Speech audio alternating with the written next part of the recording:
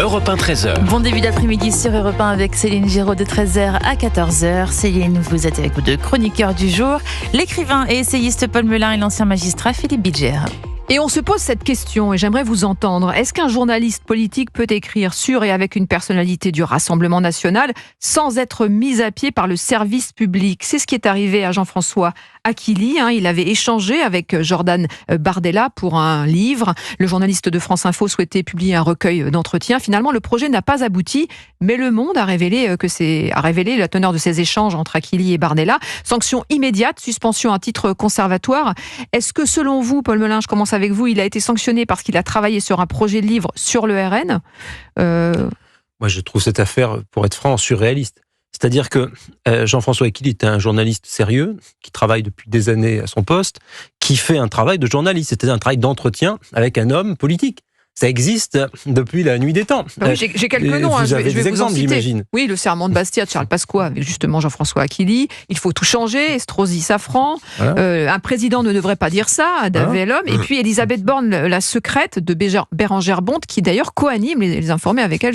Précisément. Donc en fait, on a tous bien compris ici que le sujet, c'est pas qu'il ait coécrit, ou en tout cas qu'il fasse un livre d'entretien, parce qu'un livre d'entretien, ça veut pas dire qu'il adhère aux thèses de Jordan Bardella.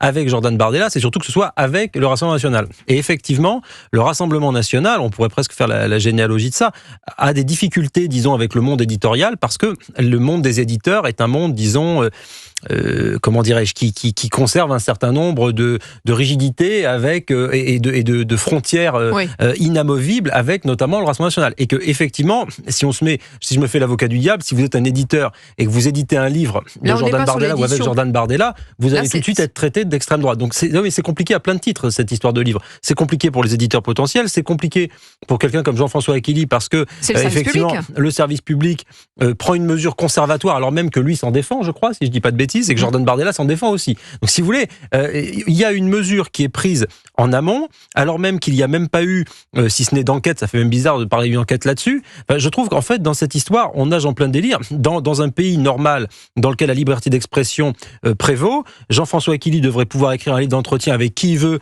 de Philippe Poutou jusqu'à Éric Zemmour, en passant par la majorité présidentielle, sans être inquiété. Et au contraire, on devrait s'en réjouir en disant, France Info devrait dire, c'est intéressant, nous avons un grand journaliste qui fait un livre d'entretien avec un homme qui a même pas 30 ans, se trouve patron d'un grand parti politique qui est peut-être le premier de France, etc. On va voir ça bientôt. Enfin, si vous voulez, c'est très intéressant comme sujet. Et encore une fois, ça ne dit rien des opinions politiques de monsieur Aquili, qui peut-être même demain aurait pu écrire un livre avec, je ne sais pas, un socialiste. Donc si vous voulez, c'est un non-sens total. En fait. Philippe Bilger, justement la question ce n'est pas ça. Est-ce qu'il aurait été sanctionné de la même manière s'il avait écrit un livre ou un recueil d'entretien ou un projet avec Jean-Luc Mélenchon ou Gabriel Attal ? Je ne crois pas, mais je crois qu'il faut distinguer. J'aime beaucoup Jean-François Aquili, comme l'a dit Paul, c'est un journaliste de talent et très compétent.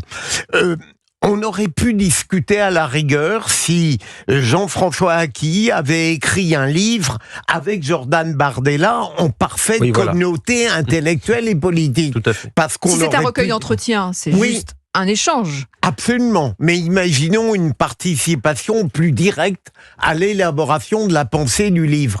On aurait pu dire, d'une certaine manière, Jean-François Aquili révèle quelque chose de lui sur le plan politique qui rend difficile l'affirmation d'une neutralité ultérieure. Mais une fois que j'ai dit ça, je me contredis évidemment parce que je crois savoir qu'il s'agit d'échanges, de conseils qu'il a donnés et en aucun cas ça ne justifie la mesure qui a été prise par la radio, surtout, pardon d'aller dans un sens que j'affectionne, c'est de dire c'est assez paradoxal de la part du service public de porter atteinte à l'intégrité d'une certaine manière de Jean-François Aquili, alors que de manière ostentatoire ou implicite, le service public, et j'en pense en particulier à une certaine radio, ne cesse pas de montrer à quel point sa partialité est évidente. Alors je trouve qu'il y a Absolument, Céline. Voilà. Il y a 2 poids, 2 mesures, c'est doublement absurde. Oui, alors que Léa Salamé continue effectivement d'être à l'antenne, alors que son compagnon, Raphaël bien sûr. Glucksmann, est en... Et puis qu'on vienne pas nous dire Mais que elle là, ne fait il y plus aurait... d'interview politique, je le qu'il précise. y aurait de l'honnêteté et de l'objectivité. On sait parfaitement que c'est de la façade derrière n'importe quel pourquoi citoyen passionné par Alors la pourquoi est-ce politique. qu'ils ont réagi comme ça Et parce selon que vous nous restons sur le mais cordon parce- sanitaire. Et puis Mais c'est ce parce qu'ils appellent que le cordon sanitaire. précisément, C'est du il zèle faut, comme le dit Paul, c'est le cordon sanitaire et d'autre part, par cette attaque Parlez bien dans le absurde, micro, pardonnez-moi Philippe. par cette déjà. attaque absurde, laissez croire que le service public est honnête. C'est ça le paradoxe. C'est une forme de zèle, Paul Melun? Ouais, il y a probablement un excès de zèle, et puis il y a probablement un autre paramètre aussi, c'est la pression au sein de la rédaction. Je ne connais pas vraiment l'affaire dans son intimité, au-delà de ce qui s'écrit dans la presse, mais il est possible aussi qu'il y ait un lobbying intense d'un certain nombre de personnes. Peut-être que certaines personnes aussi ont voulu régler leur compte avec Jean-François Aquili. Vous savez, ce sont des univers complexes dans lesquels il y a des jeux de pouvoir, il y a des jeux de détestation réciproque ou non. Eh bien, je une n'aimerais pas rédaction de France Info m'aventurer là-dedans, voyez-vous. Qui est très échaudée par les divers scandales de ménage qui ont éclaboussé la rédaction l'an dernier.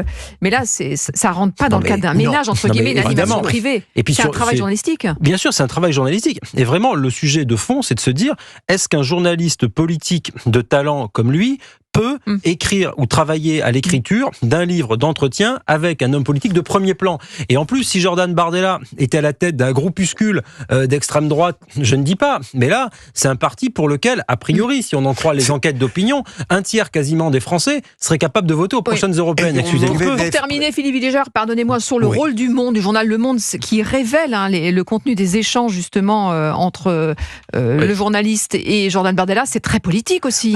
Comment je vais oser dire du mal d'un quotidien à la fois très contestable et irremplaçable pour qui s'intéresse. Bien sûr, c'est très politique. Il y a 2 raisons qui font que cette affaire absurde surgit. D'abord parce que, vous l'avez très bien dit, parce que c'est Jordan Bardella, et puis parce que je crois beaucoup au ressentiment personnel, parce que c'est Jean-François Aquili, j'en suis persuadé. Ça ne serait pas arrivé à n'importe qui, et bien sûr pas s'il avait très légitimement donné son avis à Gabriel Attal, vous l'évoquiez tout à l'heure. Donc ça veut dire qu'aucun journaliste du service public ne pourrait écrire quelque chose autour de Jordan Bardella avant les élections. Ce qui pose un vrai questionnement d'ailleurs autour de l'indépendance des journalistes et de leur vocation à être pluraliste. Un journaliste politique, bon, vous savez ça mieux que moi, mais un journaliste politique peut dans sa carrière suivre tel ou tel candidat ou telle sensibilité politique, sans pour autant, naturellement, en être proche. Dans toutes les rédactions, vous avez une personne, ici même, je l'imagine, qui va suivre la gauche, la droite, le centre, que sais-je, et cette personne-là est en charge. Là, moi, je pense que le travail potentiel de Jean-François Aquili pourrait quasiment rentrer dans cette catégorie-là. Donc, si vous voulez, on en revient toujours à la même chose. Lorsqu'il s'agit du Rassemblement national, il y a effectivement, de la part d'un certain nombre de journalistes, une forme, si vous voulez, comment dirais-je, d'excès de zèle, de cordon sanitaire qui consiste à dire le Rassemblement national est une menace pour la République, pour la démocratie, etc. Certains de vos confrères refusent de recevoir le Rassemblement national sur leur plateau. Ça montre bien que tout ça procède de la même méthode qui, par parenthèse, ne sert à rien. Parce que la méthode qui consiste à ostraciser le Rassemblement national et à leur faire dire n'importe quoi n'a pas marché, puisque il y a 40 ans, Jean-Marie Le Pen était à 2 ou 3%, et qu'aujourd'hui, Marine Le Pen est créditée de scores d'intention bien plus élevés. Donc la stratégie du cordon sanitaire en plus ne fonctionne pas. Merci beaucoup pour votre décryptage et éclairage toujours précieux. C'est déjà fini, c'est passé tellement vite. Écoutez, mais vous allez revenir. Ça passe beaucoup trop vite. On va faire une session de rattrapage évidemment. Merci à tous, on se retrouve lundi pour de nouvelles aventures et ce soir bien sûr 18h Pierre Deville.